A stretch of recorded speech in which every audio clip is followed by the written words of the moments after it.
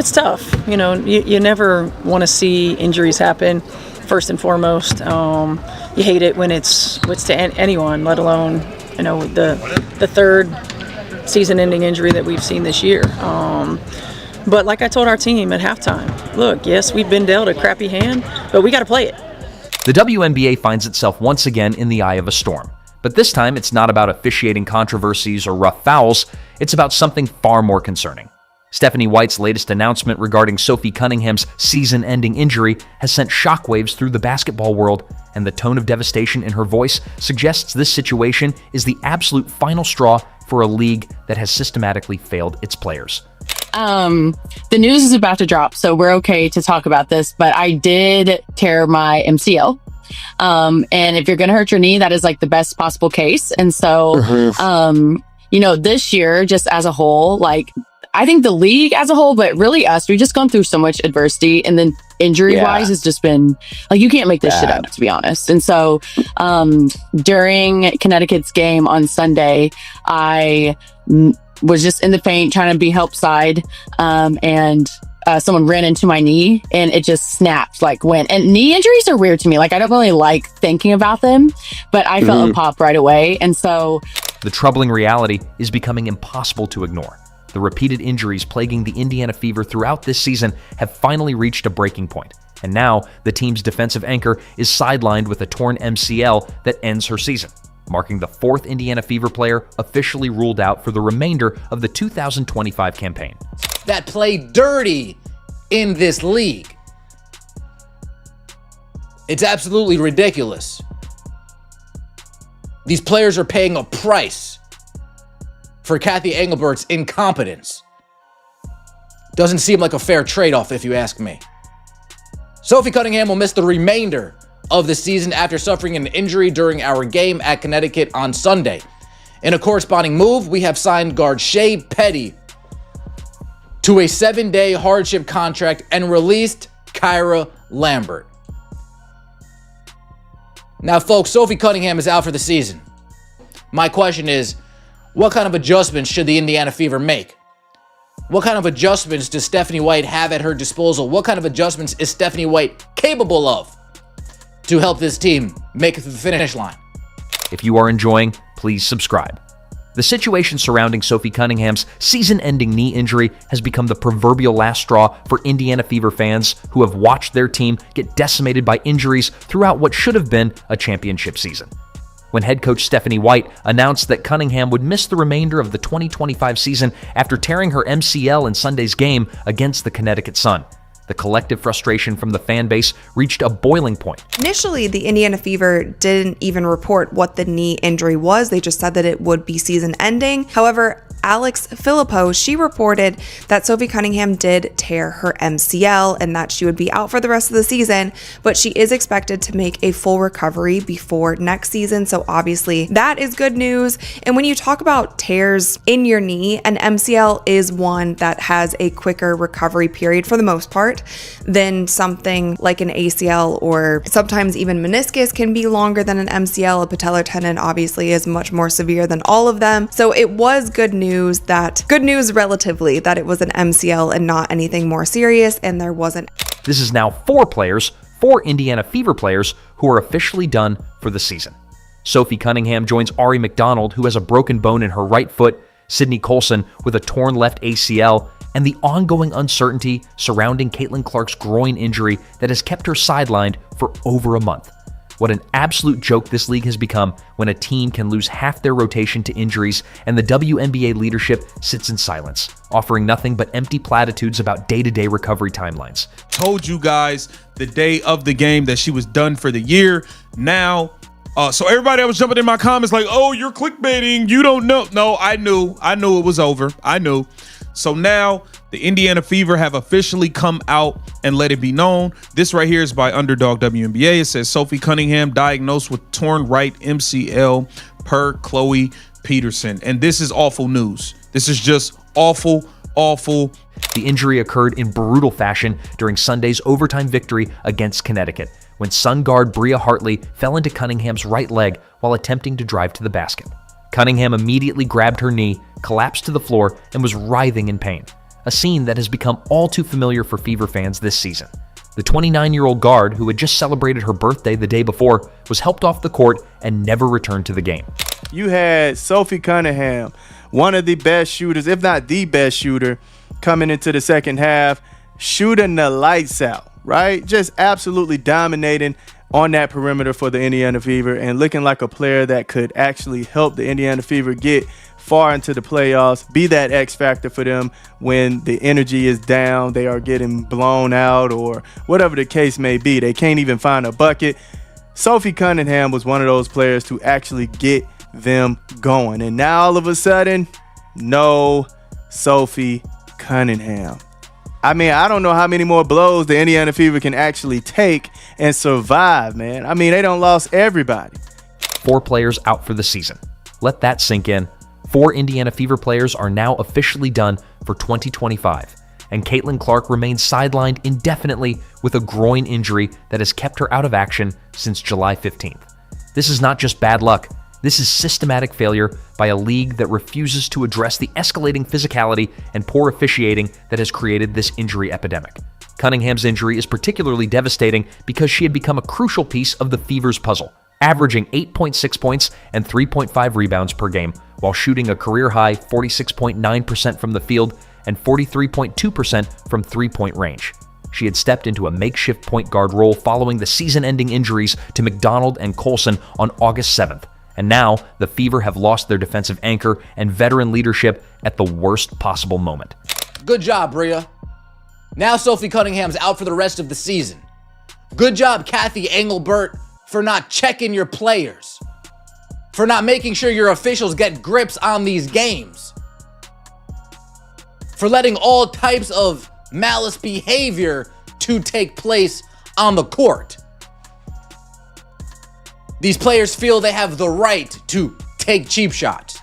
These players feel like they have the right to dive at people's legs.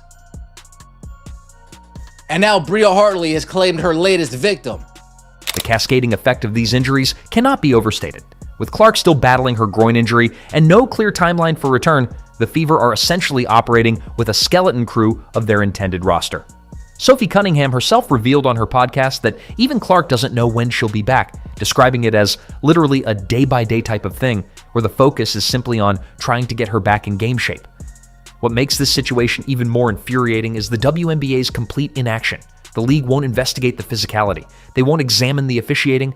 They won't look into the players who are consistently targeting opponents with dangerous plays. They simply allow the systematic targeting to continue while their biggest stars drop like flies. A moment of celebration was completely overshadowed by the devastating news that the WNBA received yesterday afternoon. Sophie Cunningham, the only star remaining in this toxic turd, the only recognizable face amongst a league filled with anonymous faces. The Indiana Felines announced yesterday afternoon that Sophie Cunningham was out for the rest of the season. Translation: the WNBA season is officially over. The 2025 season has been an absolute disaster from an injury perspective, with tracking data showing 105 injuries through just June 24, a pace that would shatter previous year's totals. For comparison, the entire 2024 season recorded 204 injuries, while 2023 ended with 175. Yet the WNBA leadership remains silent, offering no solutions, no investigations, and no accountability for the dangerous environment they've allowed to fester. Head coach Stephanie White's reaction to Cunningham's injury perfectly encapsulates the frustration felt throughout the organization. At the time, it's like, crap, and then you go down there and see her and it's like, okay, just want her to be able to calm down and be able to regroup, and then it turns to problem solving, White said. How do we put ourselves in a position to win? What do we need to do? I think that's how I survive. The fact that White has to constantly shift into problem-solving mode because of injuries, that could have been prevented with proper officiating and league oversight. And, you know, I'm so proud of this group, and I know at this point it sounds cliche, but they have been so resilient. They have been so connected. They have stayed together. They have found a way. And because of that, it's continued to put us in position to win ball games, and we're going to continue to battle, and we're going to continue to put ourselves in position, and we know it's not an easy road, but there's no group that I'd rather go to battle with. With Sophie Cunningham now officially done for the season, the Indiana Fever's desperation for Caitlin Clark's return has reached critical levels. Clark, who has been sidelined since July 15th with a groin injury, represents the only hope for salvaging what should have been a championship season. The team has been treading water without their superstar, going 10-10 in games without Clark, and watching their playoff positioning slip from a comfortable spot to a precarious 7th place in the standings. The viewership numbers tell the brutal story of Clark's importance to not just the Fever, but the entire WNBA. When Clark has been absent, nationally televised games have seen a catastrophic 55% drop in ratings, falling from 1.81 million average viewers to just 847,000. The Fever's ticket prices have crashed by 47% during her absence, and resale prices have plummeted by over 60%. These aren't just statistics, they represent the reality that without Caitlin Clark, the WNBA becomes largely irrelevant to mainstream sports audiences. Clark herself has acknowledged the physical toll this season has taken, admitting, "This is the first time I haven't felt like a young body that can run around and sprint every day." The fact that a 23-year-old athlete is expressing concerns about her body breaking down should be a massive red flag for the league, but instead, they continue to allow the dangerous physicality that has led to this injury epidemic. The Dump averaged 1.4 million viewers on ABC, up 13% over last year. Of course, the number is inflated. It's an illusion. Ratings on ABC were inflated because nearly half their games featured the Indiana Felines. There were 12 games on ABC this year. 7 of them did not feature the Felines. I would give you the average of those 7 games, but ratings are mysteriously missing for 4 of those exciting matchups. WNBA ratings are mysteriously missing for games that aired on broadcast television.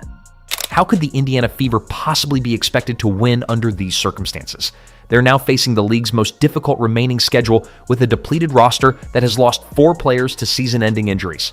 The Fever must navigate games against the league-leading Minnesota Lynx 3 times, along with challenging matchups against teams fighting for playoff positioning, all while missing their core players. The schedule breakdown shows just how brutal the path ahead will be. According to strength of schedule rankings, Indiana faces opponents with an average winning percentage of .593 over their final 9 games, the most difficult remaining schedule in the WNBA. This includes 3 games against the 28 and 5 Minnesota Lynx, who are on pace to set a new single-season wins record, plus challenging matchups on the West Coast against teams desperate for playoff positioning. Yet somehow, despite this adversity that would crush most franchises, the Indiana Fever still maintain an 87.1% chance of making the playoffs according to ESPN's Basketball Power Index. This is a testament to the foundation that was built early in the season with Clark leading the way, but it also highlights just how precarious their situation has become. They've fallen from 6th to 7th in the standings and are now just half a game ahead of the 8th-seeded Seattle Storm. If Sophie Cunningham can't come back for the rest of the season, do we even bother playing with fire and bring Caitlin Clark back? Do we even bother playing with fire, risking potential further injury in bringing Caitlin Clark back? This has been a season from hell. This has been a terrible experience as far as the 2025 WNBA season goes. Especially if you're a Caitlin Clark supporter, especially if you're an Indiana Fever fan. You see Caitlin in and out, in and out, in and out, out for the longest period of time now. To say the Indiana Fever have faced adversity this season would be the understatement of the century. This has been a season where everything that could go wrong has gone wrong, and yet they're still fighting for playoff positioning. A miracle in itself, given the circumstances they've endured. The timeline of disasters tells the story. Caitlin Clark suffered her first injury in May, missing 5 games with a quad strain. She returned briefly, only to suffer a groin injury in late June that kept her out for 2 weeks. After returning, she suffered another groin injury on July 15th that has kept her sidelined for over a month with no clear return date. Meanwhile, on August 7th, both Ari McDonald and Sydney Colson suffered season-ending injuries in the same game. McDonald with a broken foot, Colson with a torn ACL. Now, just 10 days later, Sophie Cunningham joins them on the season-ending injury list with her torn MCL. 3-point guards lost to season-ending injuries in just 10 days. 3. And the fourth, Caitlin Clark, remains indefinitely sidelined with no timeline for return. This isn't just bad luck. This is a systematic breakdown of player safety that the WNBA refuses to address. The fact that Indiana is still in playoff contention after losing their entire backcourt is nothing short of miraculous. Coach Stephanie White deserves enormous credit for keeping this team together, constantly adapting her rotations and game plans as key players drop like flies. The signing of veteran guard Shea Petty on a hardship contract represents the latest attempt to patch together a competitive roster, but it's essentially putting a Band-Aid on a severed artery. And now Sophie Cunningham out for the season. That's with Caitlin Clark still out and having been out for much of the season. The season was saved against the Connecticut Sun, but can it be salvaged, I guess, is the question here, because Sophie Cunningham was one of the better players for the Fever all year. She is going to be tough to replace, even if the rest of the squad can get to full strength. But as they've battled, as they've continued to fight, to me, you don't punt on the season because you don't know how many chances you get, and you have to reward that grit. The question just goes back to, again, when is Caitlin Clark going to be back? There remains no clarity on that topic.